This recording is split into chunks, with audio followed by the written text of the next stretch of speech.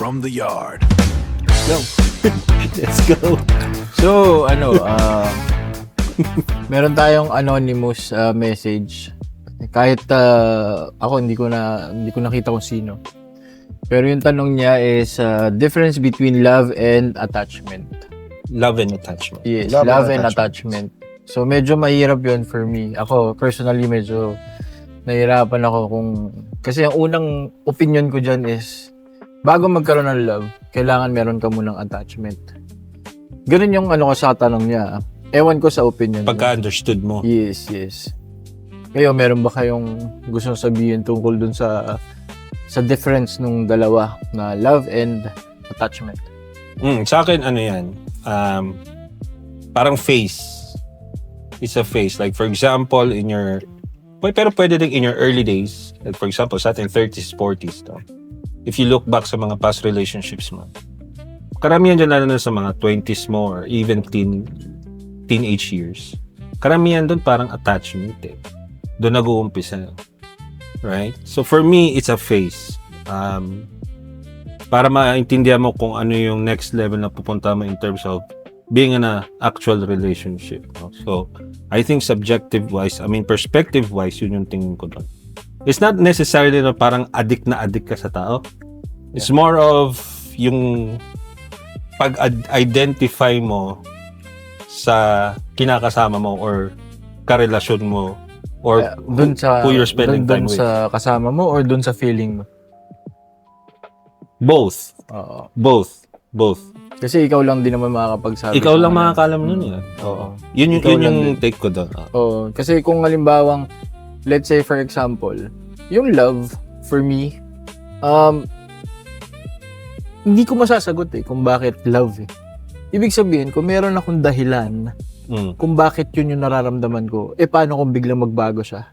Hindi na love yun. Tama na. Para sa akin Para sa akin. So, hindi ko alam kung halimbawang nandyan siya o wala siya. Pagmamahal pa rin para sa akin yun. Ano man ang gawin ng tao,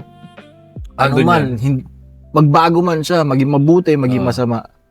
For me, love yun.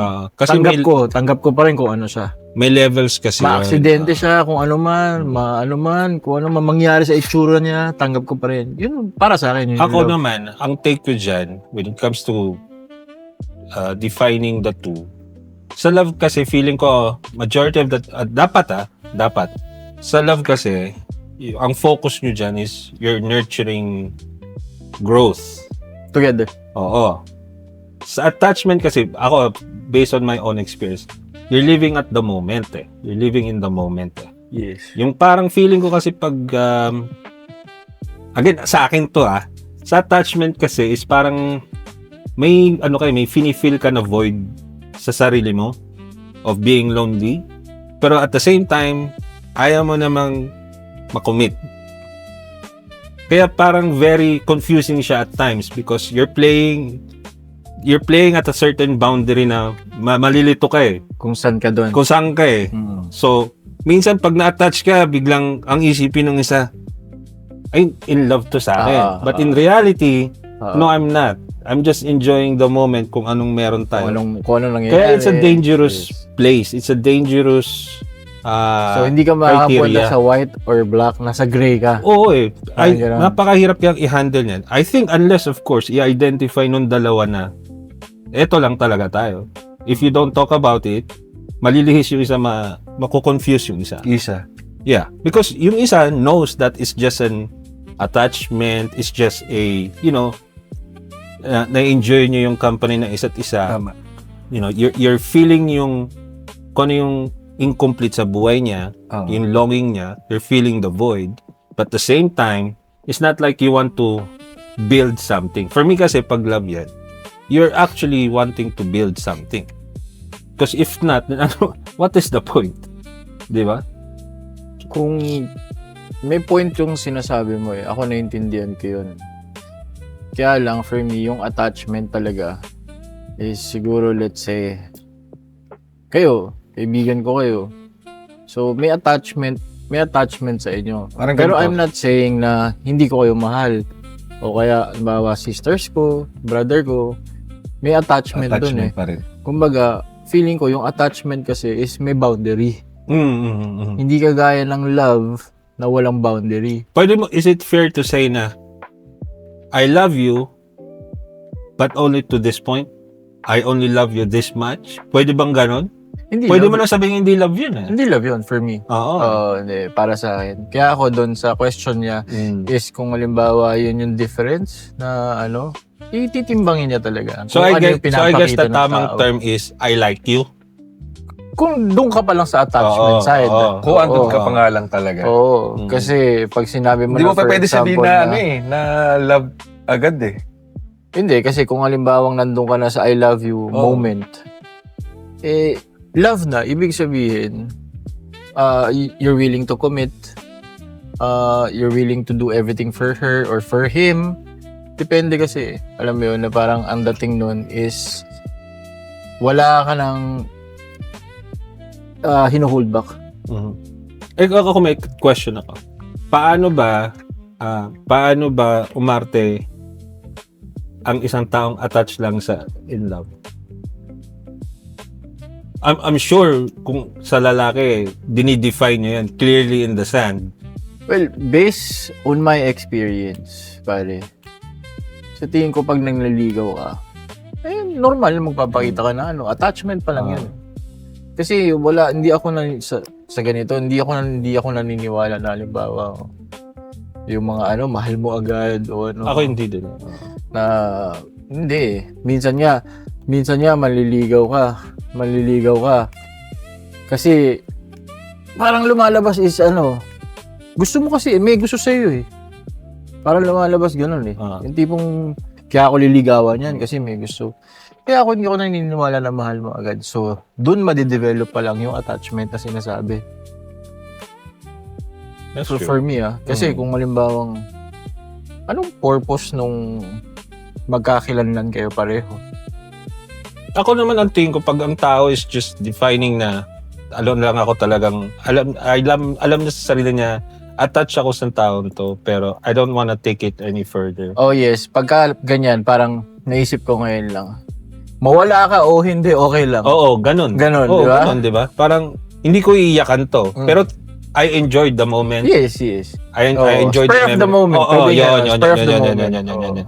Pero pagdating sa love, guhaan ng mundo yun. Oo, hindi. Oo, Iba na usapan nun eh. Patakanan ng luha yan. Ilabas mo Hindi ang lang balde. yun, kasi parang kaya nga bakit yung mga iba nagpapakasal, di ba? Right. Kasi yung love, pare, hindi na lang yan everyday love eh. Kagaya ng asawa mo, di ba? Asawa ko. Hindi naman araw-araw yan, mahal ko yung asawa ko eh. Totoo yan eh. Ewan ko sa inyo kung everyday talagang feel na mahal yung misis ko. May araw na parang normal lang. Hindi lang normal. Ganon din naman, alam ko naman, ganon din naman yung mga babae sa lalaki. Hindi naman everyday mahal ka talaga yan eh. Kaya lang, syempre, may mga sakripisyo at mayroong kang mga binitawan dyan na wala naman sulian yan eh. Tama. So, ibig sabihin, committed ka, nag-commit ka, tanggapin mo. Para sa akin. Kaya ano ba sinasabi ng mga, di ba, sa kagaya ng last time na pinag-usapan natin.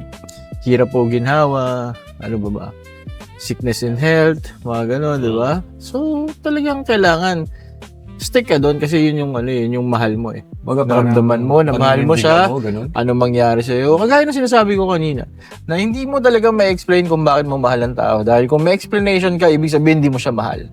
Bakit? Mag-explain ka, mahal ko siya. Bakit? Ang bait niya, ang ganda niya, sexy siya, mayaman siya. Inaalagaan niya ako, tuturuan niya ako. Kung lahat yun magbago, ayaw mo na siya? Ibig sabihin, wala na dun yung gusto mo? Hindi mo na siya mahal. Ibig sabihin, may tendency lang na hindi mo na siya mahalin kasi dati kasi sexy siya. Dati maganda siya, dati mataba siya, dati siya. Basta yung ganun, okay siya. Tapos ngayon, nagbago lahat. Ano mangyari? Diyan ba papasok yung magpo-fall off? Fall out of love? Hindi. Mawala ng gana, ganon? Hindi, depende naman yun. Depende. For me, pag yung mga ganun, iba, hindi ka mag-fall out of love. Kasi, para sa akin, may mga aspeto yun eh. Kung halimbawa ang asawa mo, tapos yung mga lalaki na fall out of love dun, nag-fade yung pagmamahal dun nung May babae o dahilan. lalaki doon sa asawa nila, sa partner nila. Maraming aspect yun eh. Tama. Pero hindi bumabagsak doon yung sa sinasabi ko. Ibig sabihin lang na iba yung tingin ko sa pagmamahal at doon sa attachment na pinag-uusapan natin. Okay. Understood. Buti nga napasok mo yung sa fade eh. Kasi I think a lot of people are really questioning na what happens kapag you're in a relationship tapos mag-fade.